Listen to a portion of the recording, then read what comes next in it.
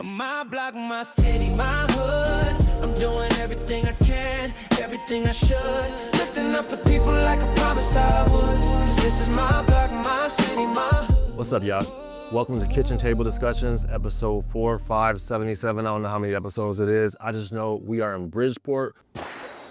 Blows my mind that we're in Bridgeport. And we have two special people in Bridgeport. I'm gonna allow them to introduce themselves as I forget names so fast. I know M though. I know M and Tyler.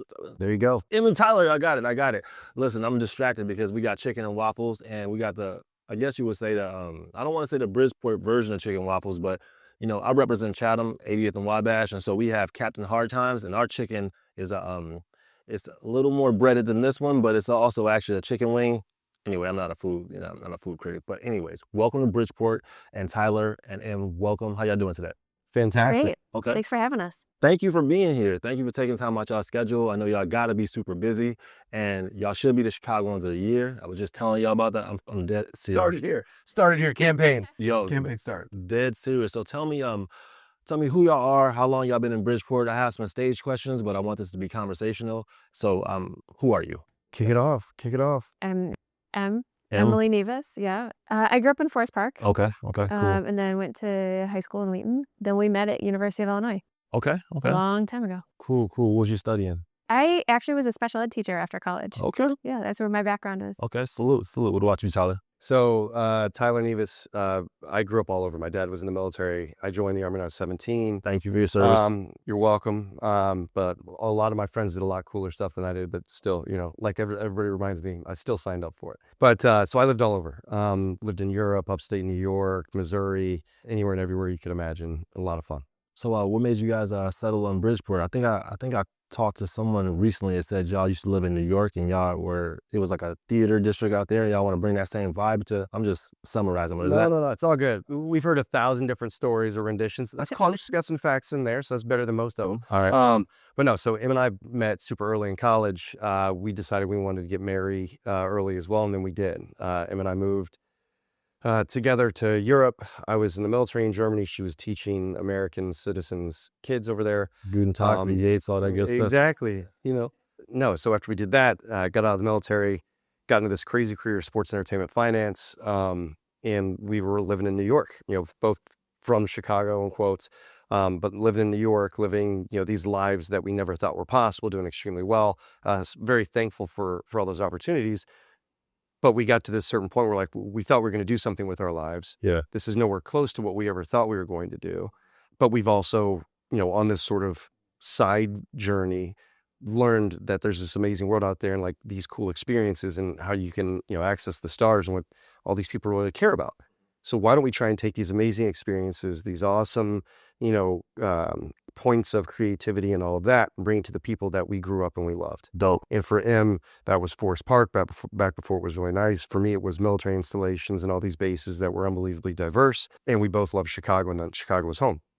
So it was, let's take live music, sports entertainment, craft beer was the other big part. Dope. And let's take it to the South Side. That was the idea. Gotcha. Right? And keep in mind, we were like 3 or 4 beers deep. It was Labor Day weekend 2017, but it was an epiphany. We were like, we're doing this. And we were both so excited. We had a bunch of our friends there. Wow. We're like, we're taking this. Let's go. Those friends came straight back to Chicago and like, check out Bridgeport. There's a place called Ramova. And literally a week after Labor Day weekend 2017, we found Ramova and we were starting to talk to local politicians and all that. Wow. So that's where it was born. A ton of different chapters since then, but that's how we got here. But the part you heard about with we were actually inspired by Brooklyn Brewery and also the King's Theater in Brooklyn, which really brought a lot of life back to the Flatbush neighborhood. Got you. So there was inspiration. We saw people around us in Brooklyn who were doing really great things that we wanted to emulate and bring some of that back. Gotcha. What does Ramova mean? Do you guys know how the name came about? It means peaceful place in Lithuanian. Oh, for real? So in the 1920s, when the theater was being built, there was a neighborhood competition to see. It was a neighborhood Lithuanian newspaper that held a competition to name the theater. Wow. And so there was someone who applied or who entered the name Ramova, which means a peaceful place. And that was the winning name. So it was a name given by the neighborhood almost 100 years ago. And y'all giving the love right back. Y'all giving the peace and joy right back. So what is y'all favorite, do you have a favorite genre of music? Does anybody like, do you like prefer hip hop? Do you for rock? Do you for country? Does Ramova target specific groups like that? So I would say Ramova purposely does not target specific genres. It's one of the challenges I didn't realize it was going to be as hard as it is. But we want Ramova to be for everybody. That means hip hop, that means electronic, that means country, that means bluegrass, that means middle school graduations, that means everything. So that's our goal. I think we're getting closer. We've got a lot of rock, we've got a lot of jam bands, we've got a lot of hip hop, we've got a lot of electronic. But no, we are not for a specific genre. I love that, man. I know that there's a record store across the street from y'all, and I went inside. I forgot the dude's name, but he got a bomb threat. He said because people was mad that he was selling. Talking about Jerry. Jerry probably just got a bomb threat. Jerry is an interesting person, but that dude got a lot of energy. But what's up with that? He says people in Bridgeport can be, he said, fake liberal. That's how he described it. Like you can be fake liberal, but they don't get hip hop music. What is the vibe in Bridgeport? Everybody heard about the stories. You know, we all hear that the guy that runs a gym in South Shore says as a kid he was the cops arrested him at the White Sox Stadium and dropped him off on Halstead, and everybody was like, get those N-words, go get them. They came out the bars like, go get them, and they had to run all the way to Canaryville, right? It ain't no safer there either. Yeah, I was gonna say, Canaryville's not a bastion to safety other back in the day. Exactly, but so how to like with that history of Bridgeport, that's what people were saying in the streets now. Oh, Bridgeport is still like that. I've found that I found it to be more civic energy here than I expected. Right. Like I didn't expect there to be so much like of a wave of like almost progressiveness or just energy, really. How is it living here?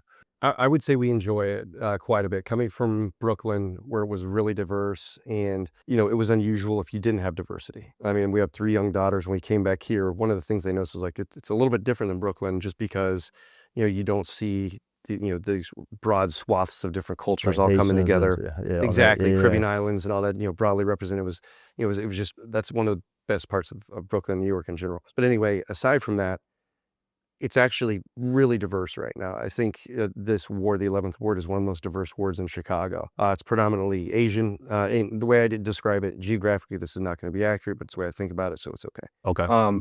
You've got Chinatown pushing southwest. You've also got Pilsen, which is predominantly Hispanic, pushing south. You have Bronzeville on the east, to the east, and you got people coming over to Bridgeport as well. And then you get the European groups and all of that stuff that are still here. But those cultures and those communities sort of growing into Bridgeport that didn't have a lot of growth for decades has really created this unique environment where it's almost all changed right now. Bro, do you know the Asians you was talking about? They play basketball across the street right there in the snow. They shovel all the snow and they're hooping out there. They call me Michael Jordan every morning when I go out there for real. In fact, go on park. It's called the Chicago Dragons. It's like been around for 49 years. There's like 85 different Asian basketball teams around the country. Yep. And they do their at Pingtown Park. They have a Memorial Day weekend. They have like a national basketball tournament there. It's pretty cool, man. But it blew my mind to see them out there hooping in the morning. That's pretty cool. I didn't know they shoveled for it. That's impressive. Out there hooping in gloves, like shooting out there with like literally shovel the snow. They hooping every day out there. They play in 21 and 21 degree weather. It's crazy. That's how I say it. It's a strong community. We just had Lunar New Year, a big celebration this past weekend. Oh, for real? And y'all do everything over there, man. Y'all had like a White Sox opening or something like that? It's the only way to do it. You got it. Like literally, Chicago has some amazing cultures. Celebrate the hell out of what makes them unique and exciting, and then do it with people that aren't used to it. Dope. Because sometimes your neighbor is the most interesting person you've never bothered to talk to. Wow. That was part of our, premise is like, create those short-term uncomfortable interactions and exchanges. Yeah. And then watch them flourish as people are like, oh shit, wow. Y'all doing some cool stuff on the same street. You guys see a lot of performers. What makes a performer like move the crowd better than other performers? Is it like what just a random question, but I'm wondering, I know Katie on my team, she goes to she's been to like 75 concerts in like 75 days. That's all she does. And so I'm always asking her like, what, she's like, oh, hip hop might not be the best. Like Dave East is one of my favorite rappers, but he might not translate well to like, a shout out to Dave East, I don't want to say it. But anyway, what makes a performance better than other performers to y'all? Like, it's a random question. Yeah, that's a really good question. I think it's the same as life. I mean, it's anything in life, a lot of people can do it, but the people that take the time, do the hard stuff, the small stuff that's the hard stuff. Ooh. Have those relationships, be authentic, really connect and listen to your audience. Yeah. Those are the people that move audiences. We see it. I mean, and you probably see it more than anybody in the green room. The artists that really care about being there. Don't get me wrong. you've got to respect the fact that artists are trying to make money. That is truly their career. And not every night is going to be the most important night of their life. There are going to be nights where it's like, this is a show I need to put on so I can afford to pay my mortgage or my rent or whatever else. So I'm not like, with this answer, please know that artists are people too, and they're just trying to make a living like everybody else. Got you. But the amazing ones, like for that night in that show, you can tell they care. The second they pop in, hey, what's going on in the neighborhood? Let's go check something out. You know, we heard Stussy's on the corner. You know, we researched before, and they've got amazing food because Stussy's does have amazing food, and it's this cool change happening in Bridgeport. Yeah, I like Stussy's a lot, man. We've had some artists who come in and they treat everyone on our team like they're a part of their team, Okay. and that just starts out this really like. One of them that really stands out to me is Schoolboy Q. Oh, He word. came in, he was so genuine Yeah, and yeah. so kind. Oh, I like Schoolboy Q And a that lot. I think that that authenticity really translates on stage too. You know, I mean, he was so excited to be in the theater. It was the beginning of his tour. He had a lot of energy. He was so excited to be there, and we were so excited to have him. But I think the fans felt that too. He chartered a plane. His flight got canceled. It was when that technology mess up canceled every flight in the country. Okay. He chartered a plane to fly in and do what should have been a Saturday show on a Monday or Tuesday. He wasn't going to make any money on the show, but he did it just because he wanted to show for Chicago. And yeah, you see it, and like there's a buzz, there's energy, there's a feel in the venue. It's cool. Back in love with this ish. Back in love with. I like Schoolboy Q a lot. He's amazing. He is amazing. I'm speaking of Stussy's though, man. I mean, you guys, this food is from Stussy's today. Yep. So I've been there probably 15 times since I've been in Bridgeport. I love chicken and waffles, so I've been eating it. I try to order more wings, but somebody only bought 5 for the team. So if y'all are, I don't know what this is right here, but what are some of y'all favorite spots to eat in Bridgeport? Where y'all be eating at? We're going to just do the hit list. So like Stussy's is great. Okay. Like Dolly and that whole crew, amazing, great having them as neighbors. Yeah, shout out to Dolly. What I love about Bridgeport is the second and third generation families that are running spots. You still got that in Bridgeport more than anywhere else. So like I'm just going proximity to Bridgeport and I'm going to leave some out. George's is literally a block up. It's George's daughter and his daughter's daughter or George's granddaughter. They're running the place. Unbelievably affordable, unbelievably good food. If you go in and they know you, you might get a little bit of attitude, but it's all out of love. Okay.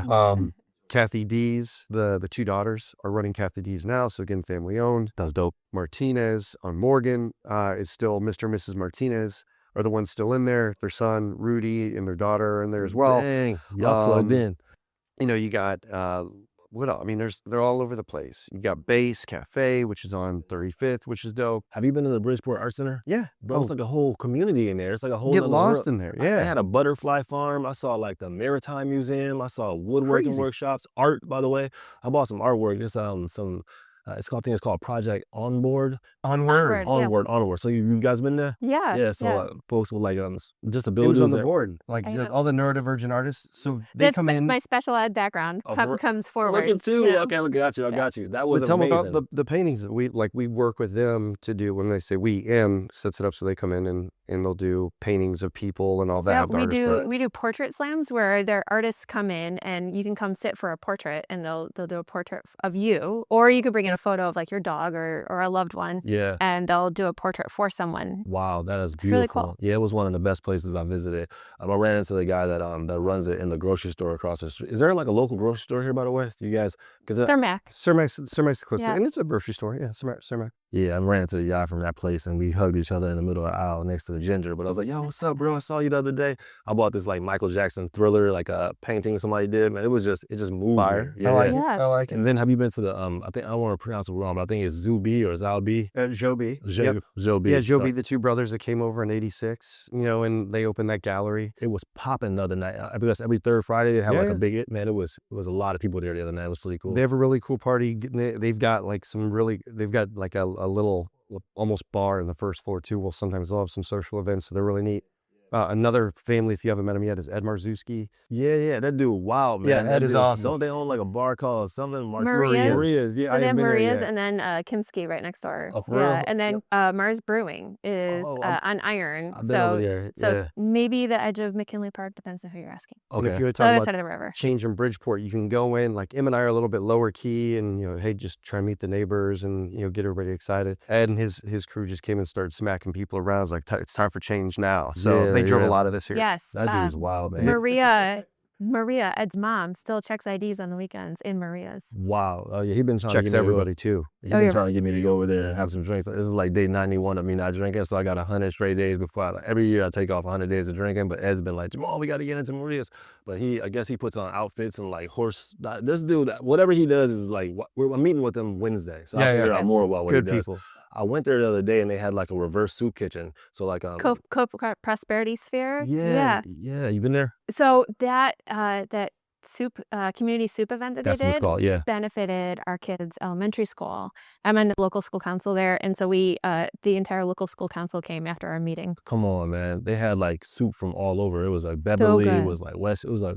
But that's what he food does. That's good. Like he's all about driving change and doing it and is fun in a lot of ways possible. We got a lot of stuff coming up this year with that. Well, Just we as did. we try and do it together. We ran Tiger Moon Market with him. He helped us with that. It was a fundraiser that we did. Okay. Wherein we had over 40 of Chicago's best Asian chefs in Ramova and set up like a food festival. It was like an Asian night market food festival. Wow. And we raised over $100,000 for ACLU and the Dang, Immigrant Rights ICIRR, yeah. Coalition. Yeah. Who are y'all, man? Like this is like I feel so privileged to live in a city with y'all, man. Like we're like Well, I mean, I would. it's dope. Thank you. It's cool, but like I would say we're the people that build a house, and we realize you need a family to like make a house a home. Yeah. So all the stuff we're talking about, it happened with other people really supporting. So Tiger Moon was absolutely Ed and 45. We're talking Michelin star, restaurants and all these people that care.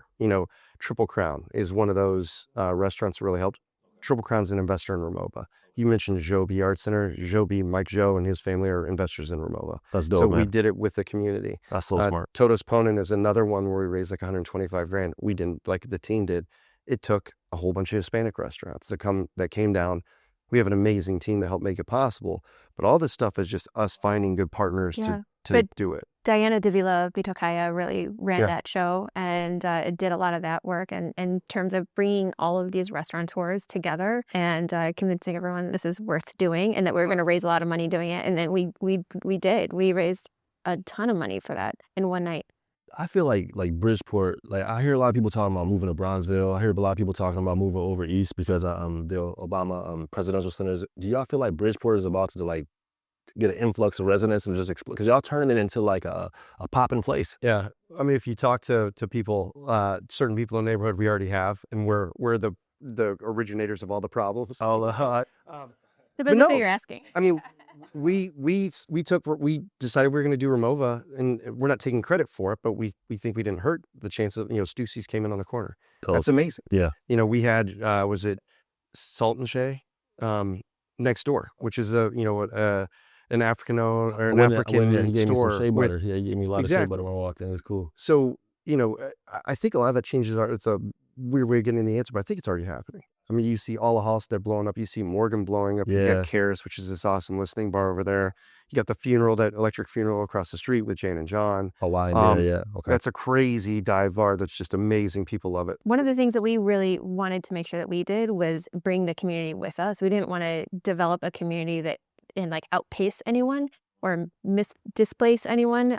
So we were really, one of the ways that we did that was by inviting the community to invest with us. So we're community and artist owned. So we have 49 separate investors and about half of them are from Bridgeport. Almost all of the rest are from outside of Bridgeport because we really wanted the diversity of our investor group to match the diversity of Chicago. Mm-hmm. How did y'all like study that? Or how did you come up with like, okay, I want to grab a theater and I know it's going to cost $100 million and I'm going to get like, is there like a book to read? Like, what are you guys reading? How does a person say, I don't want to just have a condo. I want to own this building. How did y'all do that? So I'm in sports entertainment finance, and like that helped. That was sort of the bedrock. I understood how all these things worked. And that's one thing. A lot of people understand how these things worked. Maybe not all the different components together. I just had like a unique background. I think the most important part was Em and I met when we were young. We didn't both grew up in poor families. Both grew up with a lot of love around us, but from, communities that weren't, very, weren't super affluent or anything like that.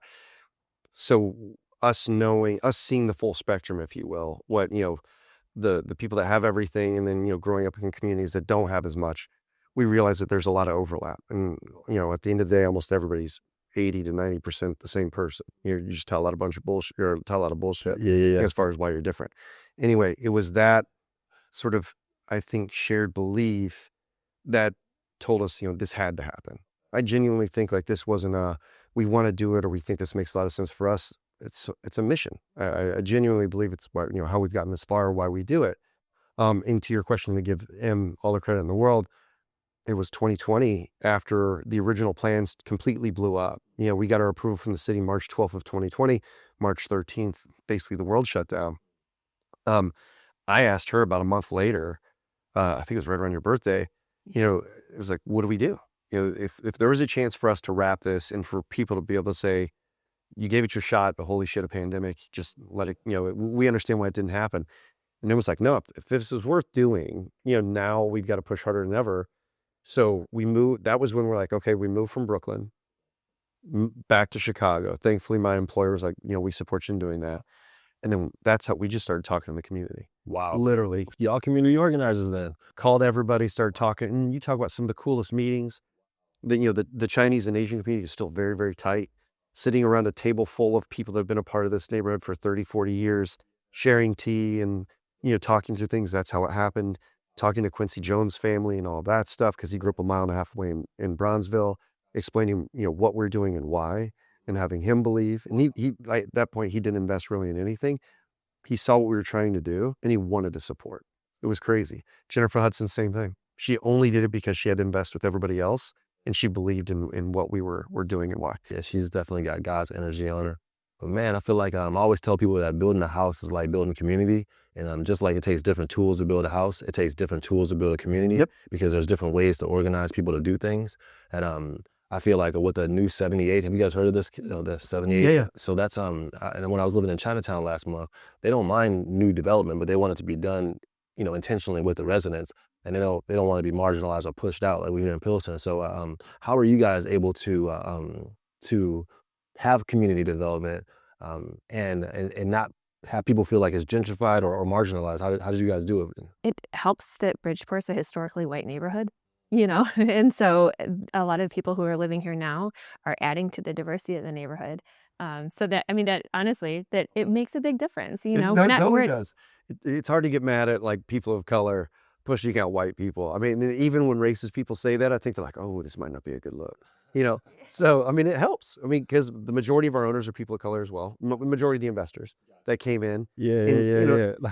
By the way, the other piece, it would be, the history of Bridgeport was this pristine, beautiful neighborhood, blah, blah. Bridgeport, a wonderful community. I'm not, there's a lot of wonderful things about the history of Bridgeport. Yeah. But for decades, not much happened here. And you actually looked at a community that was sort of, I don't want to say dying is too harsh, but like if you looked at Halstead, a tremendous amount of open storefronts and people just not doing business here. Morgan used to be unbelievably dangerous with like two different sets on each side of Morgan, a lot of, violence and things like that. So to bring commerce, to bring tax dollars, to bring communities, to bring people together, I think that's the number one that people see is, oh, you're driving business, we're seeing, more people in the community. Yeah. After that, they look at the people that are coming down. Yes, you're going to get some negativity, but tough shit. I want to ask a few questions that some people from the internet have asked me to ask you guys really quickly. Get after it. Yeah. All right. So one thing we've learned in the Live 77 is how important it is to keep dollars circulating within our communities. How are you intentionally designing Ramova to create economic opportunities for local residents, not just entertainment? I think that goes back to the investor group being our community. That's dope. We want to make sure that the people who are benefiting from this. So we took TIF money. We received TIF funding for this project because we're in a TIF district, and the city trusted us to really bring back and revitalize the South Halstead corridor. And we made a lot of promises with that. Like, we have to run it for 10 years. We can't sell it to anyone else anytime soon. So we're committed. But anyway, with that, we wanted that TIF money to not benefit us or to benefit any one party. We wanted it to benefit Chicago. And I think that's the main way that we did that. Yeah. And to be clear, the TIF, we got the TIF money. The Ramova was so in such a bad state. We had to have the TIF funds to make the math come close to making sense. So we had to get all those dollars were put into getting it back to a place that could be open today. To directly answer your question, I think we start local with everything. If you look at the artists that have painted out in our beer garden, all local artists that we worked with, because you always support local artists. We have the 350 person room upstairs called the Loft. That is primarily focused on local artists and giving people opportunity. Lunar New Year on Saturday night, we had this artist named Melanie who'd never performed, as far as I know, in Chicago. We reached out, found that she was amazing, and was someone that was singing on her Instagram and all that stuff, brought her in and she crushed. We can't wait to have her back. Yeah, our local collaborations as far as F&B, local artists, all of that stuff. So we always start local first. And even in the theater, which is harder, we try. We have over 150 free events a year, just to make sure we're supporting the local community. We have community markets, which are no entry, but support local vendors and people that can't, afford their own storefronts. Salute, bro. Everything we try and do, or everything we do, we start local. Wow. And then, build that local base, which is ultimately how we're going to survive long term. And then layer in some national and touring stuff on top. That's what the young Chinese kids was telling me at the park the other day. It was like, we don't call it Bridgeport. We say it's local. They said, so Jahmal, don't say you're in Bridgeport. Just say we local with it. Yeah. So we local with it. It's true. I mean, Bridgeport's so many different things to so many different people. It really is it's sort of spurred off in all these different communities, which I think is exciting. I love it. Will there be pathways for young people in this neighborhood to learn production, hospitality, or create a business through Ramova? And could this be like a workforce pipeline? Yeah. I mean, one of our other big, with M being in education, we have Columbia College through all the time. We work with, any university that wants to give tours, absolutely bring your students through. They send notes in. We support all of them, unless it's like on a show day or something like that. That's awesome, man. We think exposure is violence prevention. A lot of kids have never even been downtown. They see Lake Michigan and they're like, what ocean is that? And a lot of kids want to be, we want to be rappers and basketball players since we haven't seen success in different forms. Right. But right now, let me open it up to the audience for questions, because this is my favorite part of the show, but I get to grill y'all with some questions. Anybody got something they want to ask? So my name is Denita Patterson. I'm a film and TV producer, but I have a 501c3 Destiny Outreach, and we do a lot with entertainment workforce development. Awesome. So we have one of our apprentices that is working with Jahmal, who's here today, Jada. And then my apprentices who work in-house with me do media. But my question is, my family has heavily been in the real estate space as well. And so development, especially a community development, is a really big undertaking. There's the good, the bad, and the indifferent.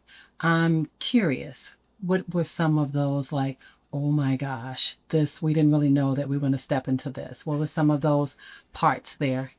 Are you with the development specifically, the community? Because they were all over the place. Well, I think the community, you've done an excellent job. This has been such a wonderful interview to listen to, because I'm just so grateful to hear what's happening with Bridgeport. My dad was one of those people when he was younger who was impacted negatively. Absolutely. But then my agent is in Bridgeport, so that's the positive side of growing up and seeing what you guys are doing.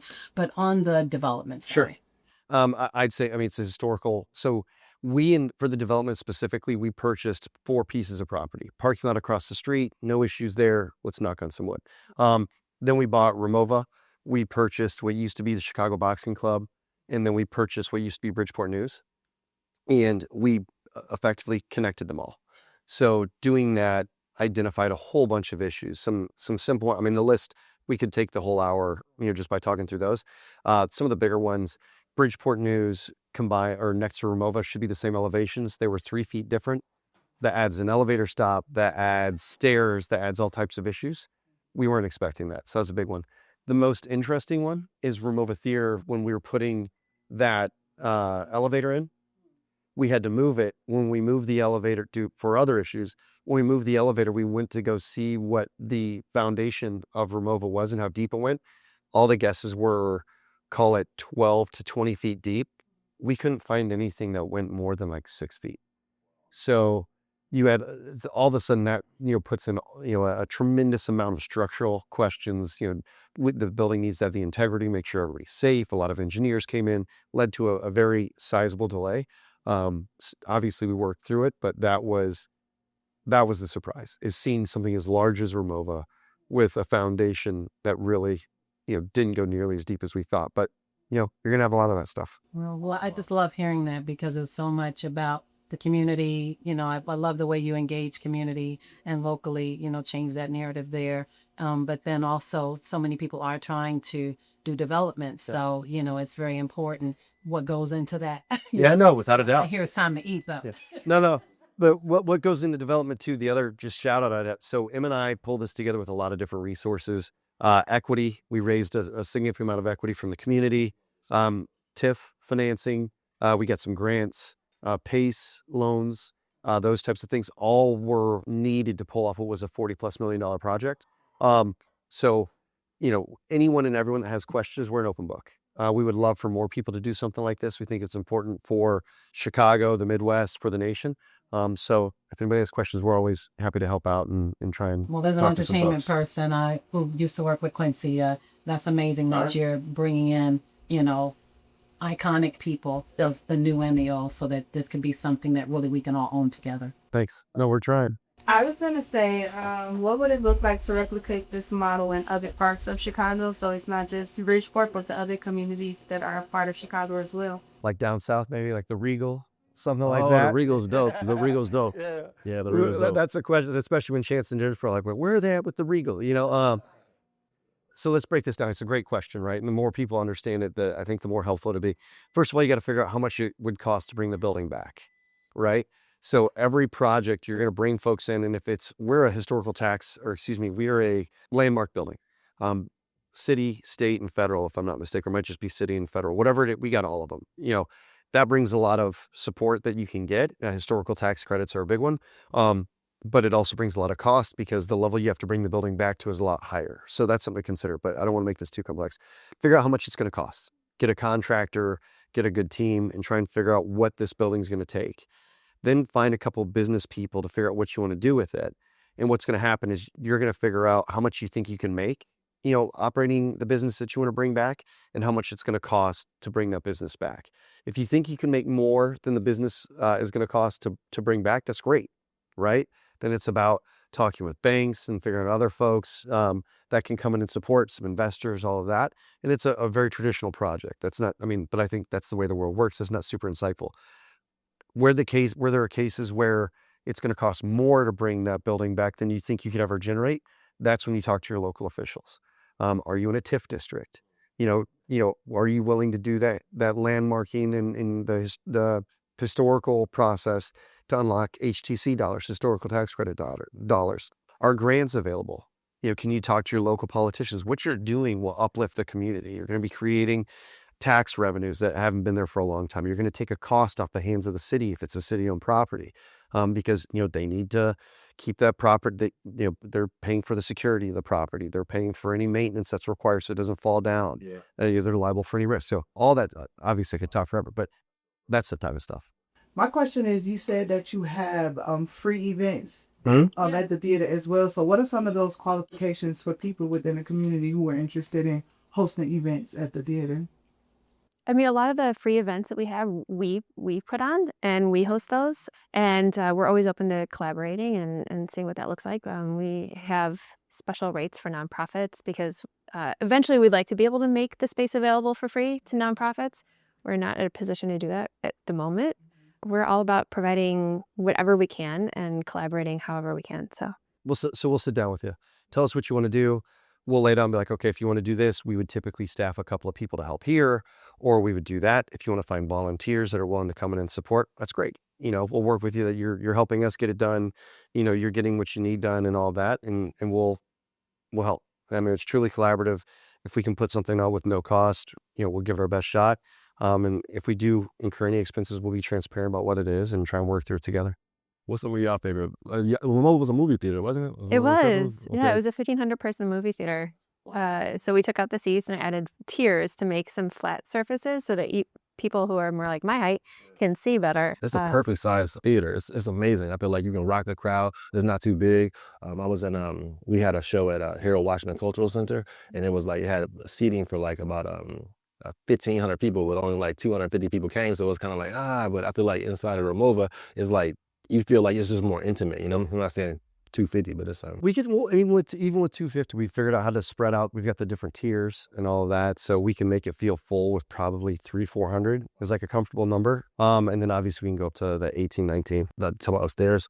Yeah, that was amazing, man. Whatever that was. You guys showed me that extra room. You just said somebody performed there this weekend. What's that called again? It's called The Loft. The Loft. Yeah, that's Ramova dope. Loft. That's dope. So, I mean, that's $350. And you're talking about movies. I think we're gonna have Midwest Film Festival, and was mentioned before. So we've had movies in there. We're gonna have a lot more this year. Okay. We've had watch parties for the Bears, all that stuff. Last few questions I got is just keeping it 100. Like, how is, like, I might have already asked this, but I feel like, again, like, I got to ask it because everybody talks about Bridgeport. Like, it's like you about to just, somebody going to be coming down the street with a hood on and just grab your ass out. It's like, what is it like to like, how are you guys changing that? Like, or do you guys hear that? Like, cause, like, do you hear about that negative stereotype, and does it feel weird living here? So, no, I mean, it's a good question because, I mean, it feels weird in that you'll see people post stuff online. Yeah. Stussy's, for example.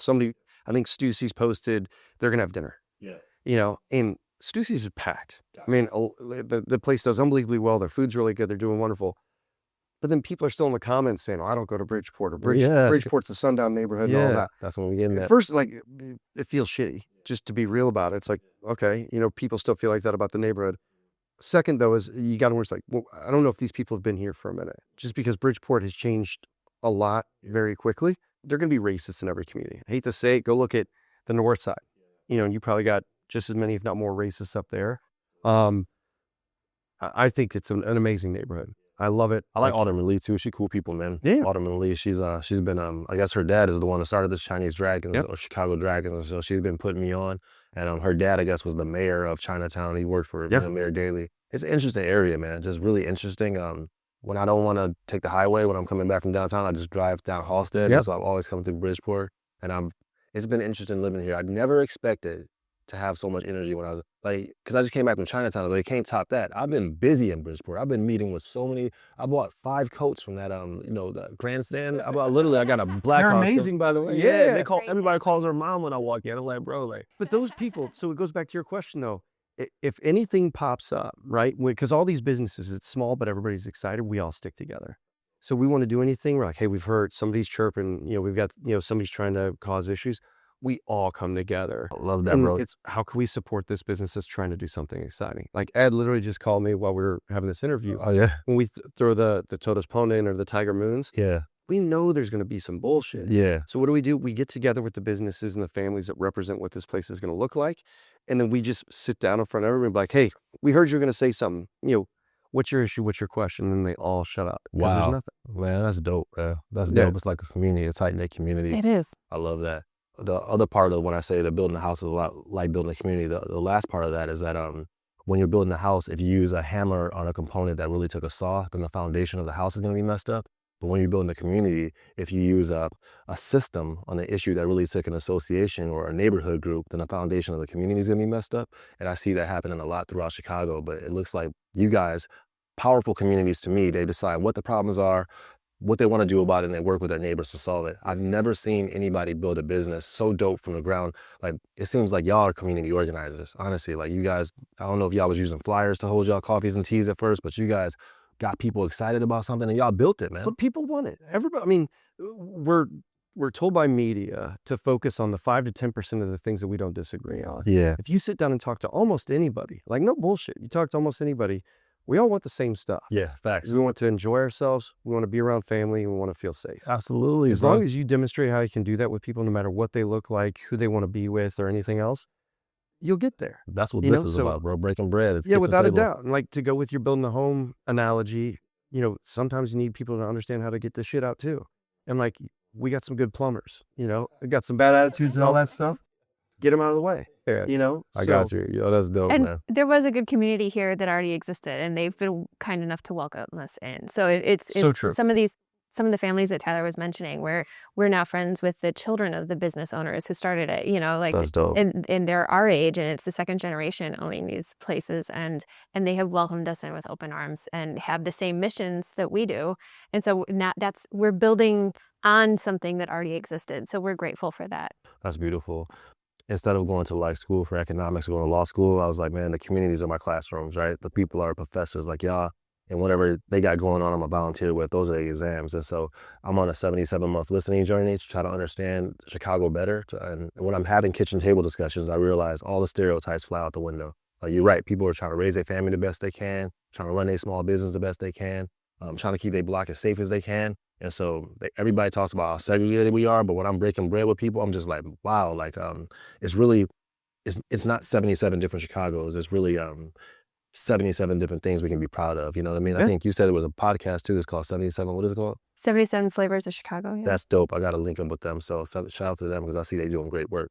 But thank you guys. Does anybody else have any more questions, bro? Did you have a question, bro? Anybody else? Katie, you have a question? My question is, the Sun-Times put out an article a couple of weeks ago about how 1 in 4 Chicago indie music venues are profitable. Only 1 in 4. Right. And so, like, how can people in Chicago and the surrounding areas, like, show up to help out? No, it's a great question. It's like, since we did the interview, I've gotten a lot of follow-on questions from it. First, we did it because they wanted to talk to a couple of different groups, which I think you see in the article, that are trying to do things differently. You know, if you look at 16 on Center, some of the bars and Salt Shed and all of that stuff, they're really trying to build an experience around what are awesome concerts as well. And that's really cool. For us, it was the brewery. We've got the smaller venue upstairs and the beer garden. So we're trying to do things different and doing a community that's different. What I was trying to reinforce with that article, or in that article, is the people that own these venues genuinely care. Like, Em and I love every band that comes through. We love every customer that comes to the door. We really do, because it's so important to us. If there's anything that people want to do, it's try and support. If you care about the venues that are trying to do that stuff, you know, maybe go to shows a little bit more. If you get a quieter night, okay, go check them out. You know, if you want to buy a beer, or, you know, buy an extra beer, get there a little early to hang out, those things matter. You know, I think fortunately there's a strong network and the venues are actually doing okay. I know we're on, like, 2026 is going to be unbelievably exciting for us, but in this day and age when everything is sort of desensitized and distanced, little things really matter. And if you care about, you know, a music venue or a small business, because small businesses are in the same place, F&B is having a very tough time, food and beverage, find the places you really care about and maybe concentrate your dollars there a little bit more. That's all, you know, but it wasn't meant to be super deep. It should be a positive, fun experience. No, I saw this article and I was like, well, I have some of the people who are in the article here right now. I gotta ask. Yeah. But like the independent venues of Chicago might have more than any major city. It's just this bastion that, you know, that the bigger places haven't really, you know, integrated nearly as much. But let's support that. Let's celebrate that. Yeah. Let's have some fun there. Yeah. It's something that we should be proud of and supporting, you know, and we hope that Chicagoans will keep doing that. Thank y'all for taking the time. Yeah. Come to Bridgeport, hang out, have fun. It's a good little community. Got something cooking. I like your swag, bro. I always like your outfits. This is the second time I like the flannel too, bro. Thanks, man. It's that old dad energy. I got sneakers and you know, jazzy flannels. You know where I wear hoodies, man, is because I started my program out of Cook County Jail, and I used to wear suits and ties every day in the jail. Nobody wanted to hear me speak. Exactly. Once I put on my hoodie, and I was like, it started listening. I was like, oh my God, it was a whole different energy. And my mom and dad put me in a suit and tie every day growing up. Everybody teased me and called me Booker T. Washington. But now that I wear hoodies, like, why are you doing that? I was like, I can reach people better with the hoodie on. So be wary of any industry that requires new clothes. That's the row. And wow. You know, wow, be careful. Tell you what, like I was in the Army, yeah, that required an outfit, and I sort of get it. But then I was faking the funk in the corporate world, and it's like, shit. If you don't feel comfortable every day, maybe make a move. Yeah, you know, thank y'all for the energy. Thank y'all for the love. I really appreciate it.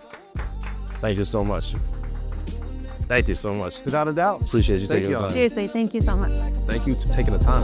This is my block, my city, my